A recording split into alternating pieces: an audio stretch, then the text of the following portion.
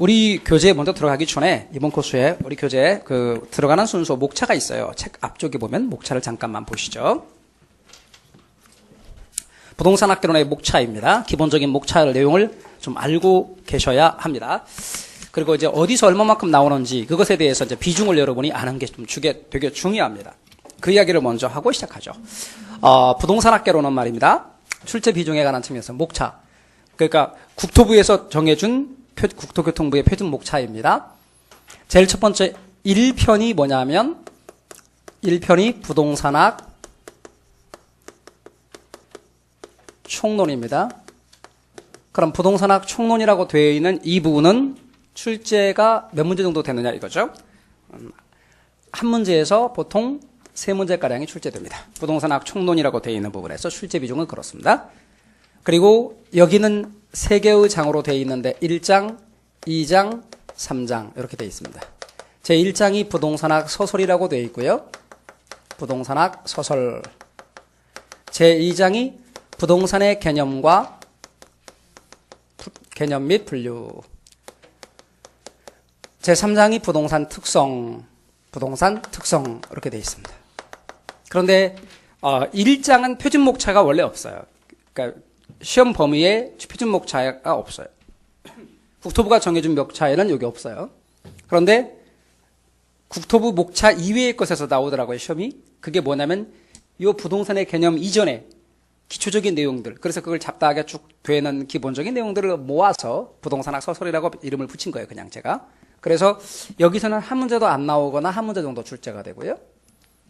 부동산의 개념이 분류해서 한 문제 내지 가끔 2문제 나올 때가 있는데 한 문제 나올 때가 더 많아요.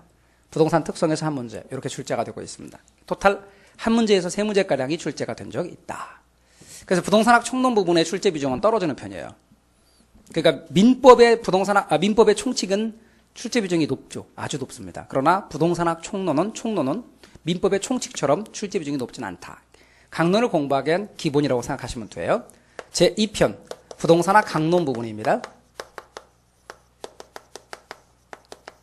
부동산학 강론 부분의 출제 비중은 얼마만큼 출제가 되느냐? 요거는 29문제에서 31문제가량이 출제돼요.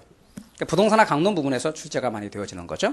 거기에 제1장은 부동산 경제론 부분인데 이 부동산 경제론에서 출제 비중은 5문제에서 6문제가량이 출제가 되고요.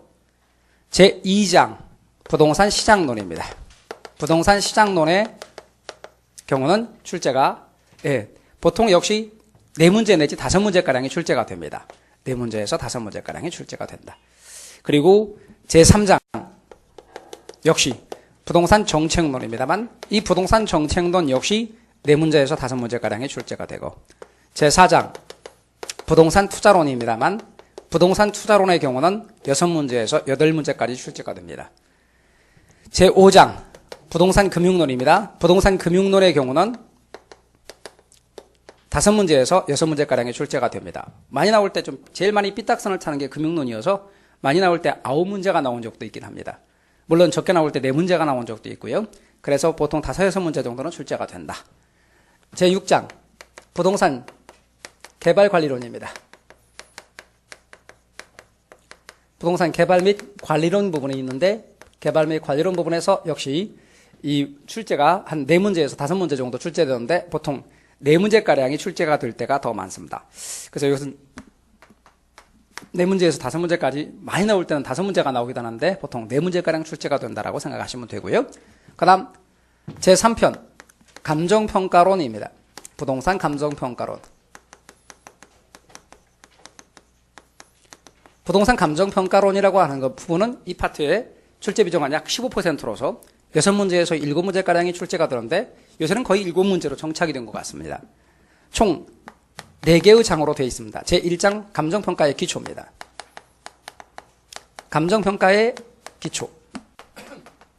문제가 안 나오거나 한 문제 정도 출제가 되고요. 제2장 부동산 가격이론입니다. 부동산 가격이론이라고 되어 있는 부분 가치이론입니다. 보통 가치이론입니다만 2문제에서 3문제가량 출제가 되고요. 제3장 감정평가의 방식입니다.